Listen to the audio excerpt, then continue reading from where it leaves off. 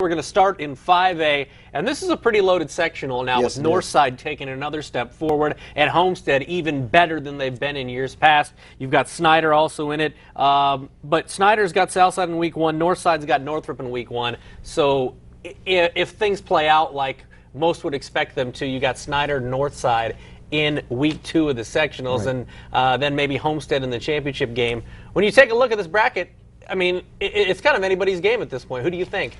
It is. Out of those three, I really don't think Kokomo's a legitimate contender to win this. I think that it will come down to, boy, Northside's going to be mad about this. I think it's going to come down to Snyder, Homestead in the championship game. I think Snyder is playing really, really well as of late, and Northside isn't playing badly either, but Snyder has just gotten stronger over the second half of the season. John Nelson is running the ball with power and speed.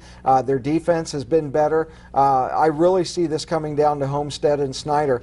And God, I can't believe I'm saying this either. I think the weather will turn bad in that championship week, and I think Snyder wins another sectional championship over Homestead. Not by much, but I think Snyder gets it done. This is blasphemy from Tom Davis. This is blasphemy. I have kissed Homestead's rear all season long. I love Homestead. This is Zach Terrell blasphemy, Spartan blasphemy. They're not going to believe it in the southwest side of town. No, they're not. But Snyder is playing so well, and you know, I've seen some chinks in the armor with Homestead when the weather turns bad over the years. They're not able to pass the ball as well. They've got some injuries to their running game, although Zach Terrell kind of makes up for that because he's a running quarterback.